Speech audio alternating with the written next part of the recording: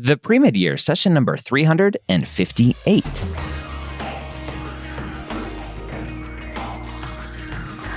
Hello, and welcome to the Pre-Med Years, where we believe that collaboration, not competition, is key to your success.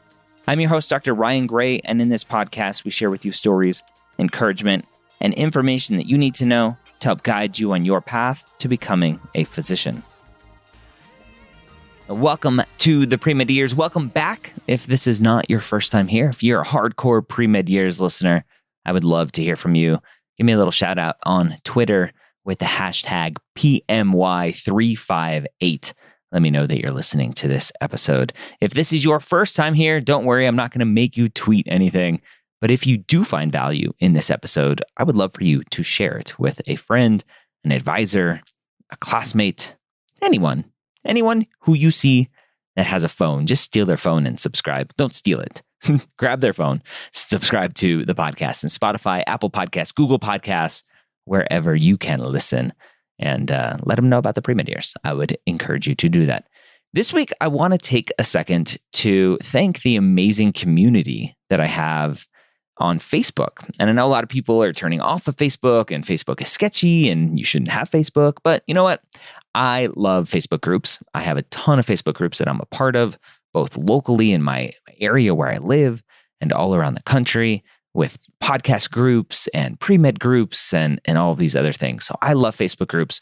And we have a Facebook group specifically for you, our pre-med Hangout, which you can find at medicalschoolhq.net/group.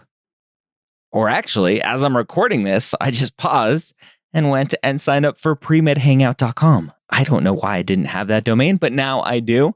I have so many domain names. But anyway, premedhangout.com is the place to go if you want to join an amazing group of collaborative people. It's a group that I think does an amazing job of policing itself. We'll get reports if students are getting a little out of hand, maybe a little bit too competitive, a little bit too negative. I actually deleted someone as I'm recording this. I removed their account today, and they reached out immediately going, please, give me a second chance. I love the group. I don't want to leave. And they're like, I know I was wrong. I shouldn't have said that. I think a lot of people think being online, you can say whatever you want, but there are consequences. But I did give him a second chance. So I think if you aren't part of the Hangout, you should. Again, premedhangout.com is the place to go for that. Just request to join, fill out all of those answers there, and you will be approved shortly, hopefully. So let's talk about the Hangout and what I want to do for today's episode. I just posted in the Hangout, I said, hey, I want to celebrate you all. And to do that, I'm going to do a little Q&A with the Hangout only and get some people some exposure on the Hangout, answer their questions, and let you all know, if you aren't part of the Hangout again, that you should be. So let's go ahead and jump into our first question here from Melina. She says, expand on the disadvantaged essay checkbox of the application. I've never thought of myself as disadvantaged, but when I explained my situation to an admissions committee rep, I was told I definitely qualify. So this is an interesting one. Disadvantaged on the AMCAS application is very vague if you look at the definition of what a disadvantaged student is. Now, the definition kind of centers around if you were part of a government assistance program like SNAP or Medicaid or something else like that, or if you're from a medically underserved area. But really, the definition is up to you. And so if you feel like your life situation was at a disadvantage for any reason, educationally, if you didn't have the same maybe learning opportunities as other students because you had to start working at 12 years old, sure, maybe that is an advantage to you, but potentially it is a disadvantage for the purposes of applying to medical school and could potentially help you stand out, even though I hate those words, right? I don't want you to try to stand out on an application. I just want you to be you and tell your story. And if part of that is potentially talking about being disadvantaged, then it is good. And it doesn't have to be. Another question here from John, who says, does the disadvantaged essay or checkbox pertain to your current or past situation? It's both. If you were raised, right, if you're 25 now, but from 5 years old to 15 or 5 to 10 years old, you had a very disadvantaged time then, that definitely counts. Because any part of your journey that is disadvantaged will affect your future, especially early on when you are first being molded into the human being that you are now. So I think a lot of people don't think about the disadvantage checkbox, the disadvantaged essay enough. And hopefully talking about that will do that now. James asks, is a nursing degree considered non-traditional if we completed the prereqs after we graduated? I don't really know what the core of the question is, because really it doesn't matter. Degrees or if you're a science major, a history major, a language major, whatever, that doesn't, non-traditional, traditional, that really isn't part of the equation. Really doesn't matter what your degree is as long as you do the prereqs for the schools that you are applying to. Joe asks, for non-traditional midlife career changers, is publications or are publications and research really good, or does it work against? Also, in the application cycle, can you apply for MD, PhD and later switch to only MD if you change your mind for whatever reason? So when you are applying to medical school, I'll answer the second question first. When you're applying MD, PhD, you can apply MD, PhD to some programs and MD only to other programs. It's up to you. I believe once you apply to MD, PhD, that is what you have applied as. And I don't think you can switch to MD only, but that's just a guess from talking to other students at this point. That's not direct from the horse's mouth, which is what I really like to talk about. So do some research on that. And if you do know the answer, if you've done that research, let me know. I'd be interested to know. For the first question, for non-traditional midlife career changers, are publications and research really good, or does it work against? So nothing would really work against you. I'm not sure why you would think it would work against you. If you're applying MD, PhD, then you 1000% need research and hopefully publications. But if you are applying just to MD, you don't have to have research. You 1000% don't need publications. Research is important to highlight your curiosity and your ability to think critically and do all that fun stuff, but you can show that in other ways as well. Shiva asks, how do you stand out as an out-of-state applicant? So again, this is funny. I read this. I don't know if subconsciously I saw it earlier when I said I don't like to talk about standing out. As an out-of-state applicant, really how you stand out is stellar stats, because that's who the schools are going to look at. If you look at some of the public in-state schools, they will only accept out-of-state applicants with super stellar stats. And some of those schools will tell you that, right? We only, don't even bother. If you're out of state, don't bother applying if your MCAT is less than a 514, right? Or whatever their cutoffs are. And I mentioned 514 because there's one school that will tell you that specifically. So standing out as an out-of-state applicant, just standing out in general, right, is what's important. How do you stand out in general on an application? Obviously, stats are important. They're not the only thing. Your story matters, right? I have that shirt now at premedshirts.com. Your story definitely matters. So you tell a good story. If you can highlight why that school very specifically in the secondary applications, if you can talk about your ties to the state to hopefully stand out, that would be helpful. Melissa asks, is there any benefit admissions-wise to do a full-time postbac or a part-time postbac? I've seen some comments that doing a full-time program is better because it is more rigorous and more similar to medical school. My concerns with this is the full-time program allows for a less time to work to pay tuition. LOL. So I think you will find probably both. There may be some schools out there that will question why you didn't do it full-time, why you still continued to work. But there will be plenty of schools that will look at your application and think that you did an amazing job. Hopefully, obviously, the goal is to do as well as possible, as close to a 4.0 as possible in a part-time or full-time postbac. And there will be schools out there that will be okay with a part-time postbac. Now, if you're only taking one class every semester, then that is a different question. as to potentially why you're not doing more, especially if you're using the Postbac to prove your academic abilities. So just be careful there. Stephen asks, what do I say to people who tell me if you can't handle the stress of studying for the MCAT, how are you going to handle the stress of being in med school? I would tell you to shut those people out. Every part of this journey, every part in life, you're going to have doubters. Every part of your life, every part of this journey as a pre-med student, a medical student, a resident, you will have people in your ears telling you that you shouldn't be doing this, that you can't do it, that you're not good enough, that you should do something else, you should settle. It's hard. Studying for the MCAT's hard. It's stressful. It's long. It's grueling. Medical school is really hard, but it's also super fun. And so for those people who are telling you, if you can't handle the MCAT, you're not going to be able to handle the stress of med school, I would tell you to tell them to say, thank you for your advice that I did not ask for. I need to get back to studying now, and just move on with your day. There's nothing to say to them. Taylor asks, Nontrad here, how do you explain your struggles in your personal statement without making it sound, quote, bad or, quote, wanting pity? I have a pretty interesting story, but don't know how to convey it on paper that the way the reader can fully understand it. So I do have a book on this, right? The Pre-Med Playbook Guide to the Medical School Personal Statement. I would encourage you to check it out and really use that to help you.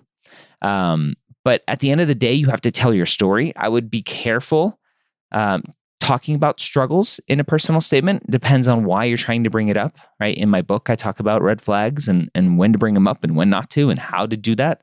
But really the core of the personal statement is, why do you want to be a doctor? So try to focus on that as much as possible.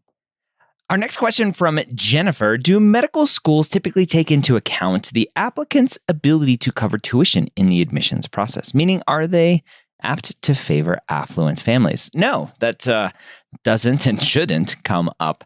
On your application, there is a spot to put your parents' income, but you don't have to answer that if you don't want to. Our next question from Zoe, how can you make sure you are a good fit to a school if their mission statement is super generic? I would keep digging and doing research and potentially reach out to them. It's hard, but fit is good. It's a great question to ask because fit of a school is very, very important that a lot of students ignore. And students just look at MCAT and GPA and pick their schools based on that. But it's so much more. Megan asks, how do you deal with knowing you may fail in your journey? You keep going. We all may fail, will fail at some point. It depends on how you define failure. In my mind, defining failure is you give up. Right? You're on this journey, you fail organic chemistry. You give up. That's failing. If you fail organic chemistry and you retake it and you get a C, that's not failing. That's just a part of the journey. Angie asks, top mistakes students make during their pre-med years. All of them. Go listen to the pre-med years podcast. We talk about all of those mistakes. If you go listen to last week's episode, that's probably the biggest mistake. Actually, the title that I wanted for that episode is The Biggest Mistake That Students Make. So go listen to last week's episode 356, I believe. I can't count anymore. Yeah, 357. 356, rather, 2 weeks ago. Our next question from Michaela, what's the best way to balance extracurriculars like volunteering and clinical experience with being a full-time student as well as working? I think the biggest obstacle for students with this question or with volunteering, getting clinical experience with shadowing, the biggest obstacle is students thinking that you have to be a full-time volunteer, a full-time shadower, a full-time clinical person. And really, if you look at time-wise, if you're able to put in 2 years, getting 5 hours a month, right? That's 120 hours. So there are plenty of opportunities where you can fit in a Saturday once a week or once every other week or once a month. There's plenty of time to fit it in. You don't have to accumulate 20 hours a week doing all of your extra activities. So I think that's the best way to think about it, is where can I fit in 4 hours, 5 hours a week total versus 20 hours a week total. Melissa asks, is there benefit admissions-wise to do full-time postbac or part-time postbac? So I already answered this one as far as full-time post-time, part-time, post-time, a post-time partback. I think that's a new thing that we will start here. And John asks, does the disadvantaged essay checkbox pertain to your current? I already answered that one. I'm flying through these. This is fun. Steven asks, what do I say to people? Oh, man. I think I scrolled up. That's the problem. All right. So if I keep going here, Taylor says, do you have to work in a clinical job during your pre-med years? Absolutely not. You do not. There are plenty of great clinical jobs, but you do not have to work in a clinical job during your pre-med years. Do you need clinical experience? You sure do. Listen to the episode 2 weeks ago, like I was just mentioning. Is med school having children realistic? Is med school having children? Is having children while in medical school or going through medical school while having children realistic? It is 1000% realistic. I've covered several episodes of the pre-med years talking to medical student moms. So go check that out. I think I had a medical student dad too on the podcast at one point as well. Robert asks, what if your application appears to have no real faults and you still don't get interviews? Well, then you apply for application renovation at applicationrenovation.com/apply. And you come on and we'll break down your application and figure it out. Because if it appears it has no real faults, then appearances are deceiving. Angeli asks, what level of competitive applications should an Asian applicant build to be considered for in-state and out-of-state schools, considering they have good grades and average ECs?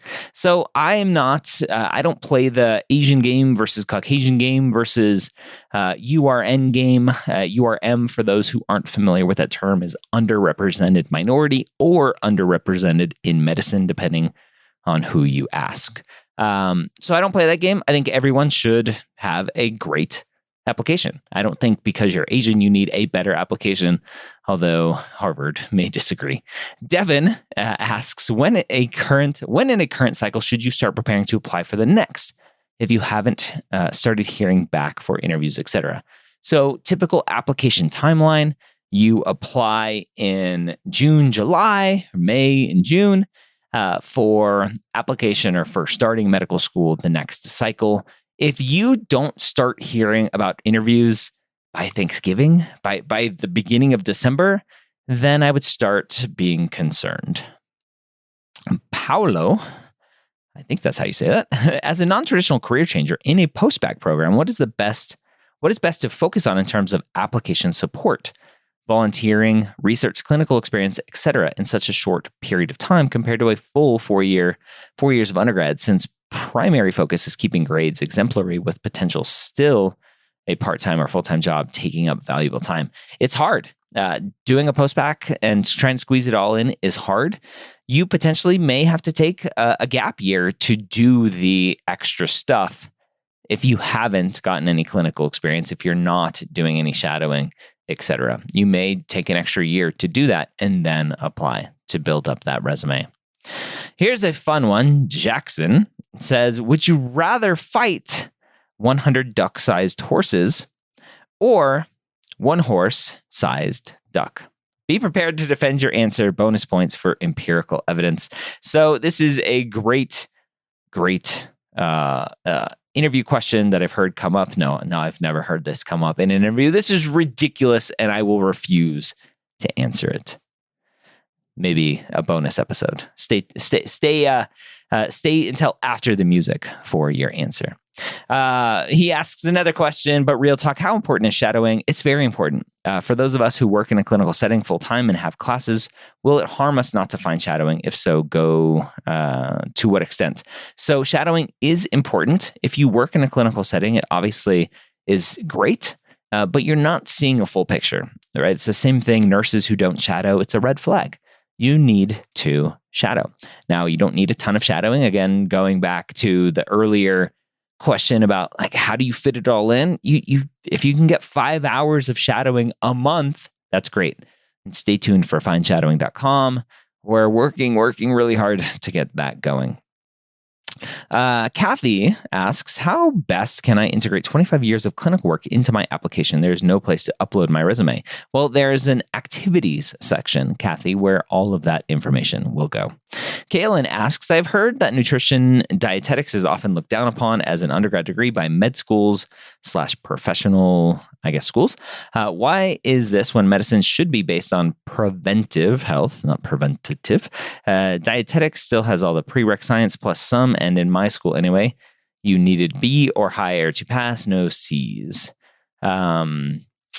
Side note, I have a 4.0. Seems like these would be great foundation thoughts. So, Kaylin, again, it's not the major. Are there some people that maybe look down on it? Maybe.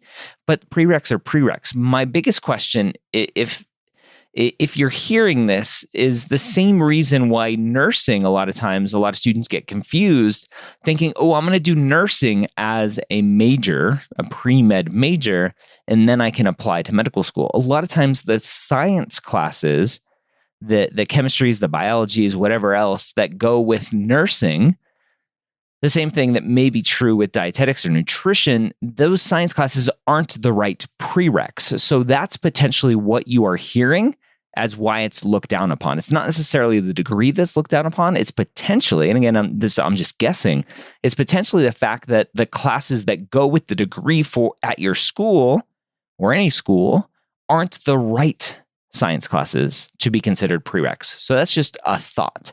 But overall, I don't know why it would be looked down upon. I don't think it should. Having an understanding of nutrition, I think, is very important for physicians. She asks, how should pre-med students deal with feelings of extreme inadequacy and fear of failing? So I already talked about failing. Inadequacy comes with the territory, right? It's called impostor syndrome. If you don't know what that is, did a great episode with Mama Dr. Jones, Danielle Jones, who's an OBGYN in Texas, all about imposter syndrome. So go check that out. Joe asks, when trying to clean up your grades, how do you know when the right time is to apply? A certain GPA, number of classes, years, etc. So this is hard. If you're a non-traditional student or you're trying to make up for previous bad grades, how do you figure that out? And it's hard, right? The upward trend is very important. I would say that you should at least cross the 3.0 threshold for both science and cumulative GPA. You should cross the 3.0 threshold.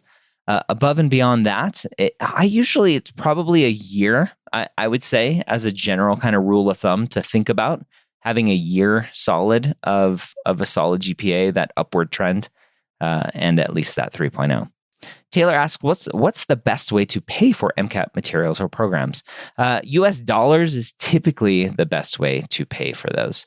Credit card, Visa, MasterCard, Amex, right? And then how do you pay for stuff?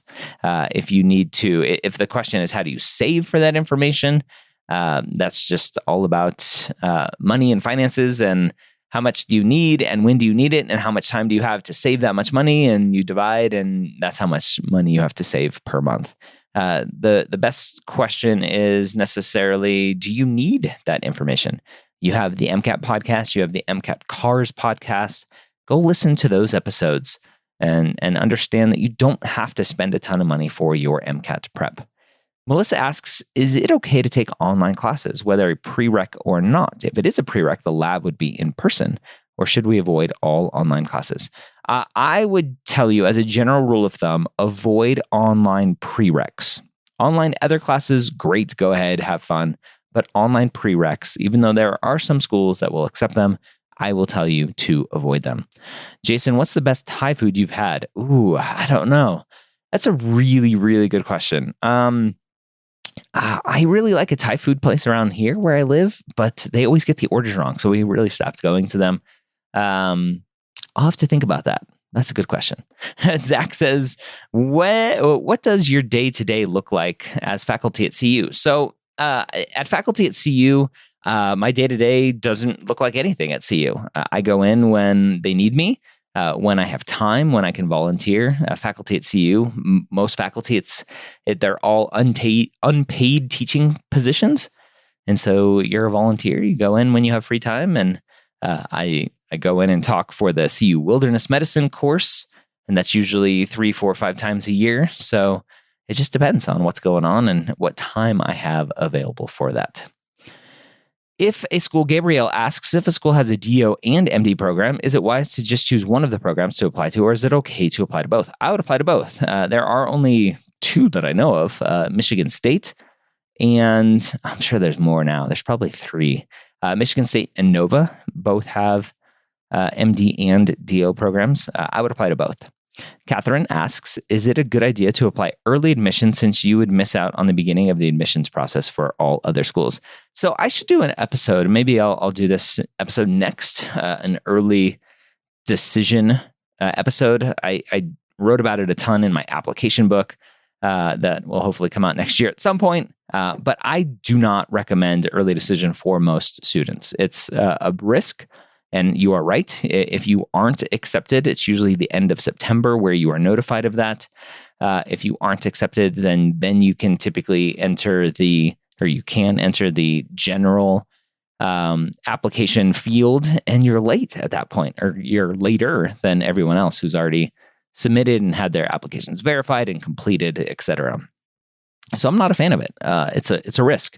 A lot of students think that you can have worse grades and do early decision, but you can't, right? You need to be still a very good applicant with stats. And typically you have to have a very, very, very good reason why you're applying early decision to the program. So just keep that in mind. Caitlin asks, how do people finance applications? Are loans a good option? Accruing credit card debt? So a lot of students will do 0% credit cards. So you can find those that are like 18 months, 0%. Those are a really good option if you can get a high enough credit limit to afford all of the applications, right? If you go to appexpenses.com, it'll have all of that information there as far as an estimate of what applications will cost. Caitlin just asked that. Yasmin asks, advice for those overwhelmed with coursework and having a job in the summer during undergrad to finding time to have clinical hours. So we've talked about this a bunch already. Everyone is going to be individual as far as the classes that you're taking, the workload that you have, other family responsibilities, etc. You have to find what works for you, period.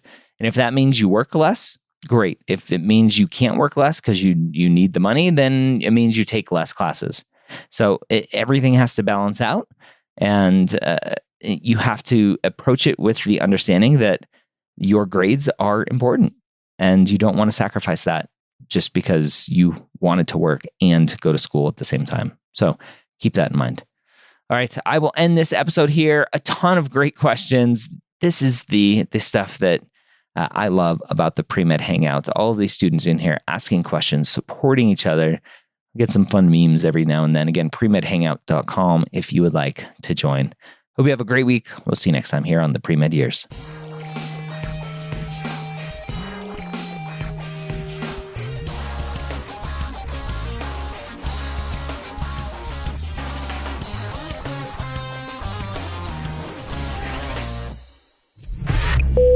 This is MedEd Media.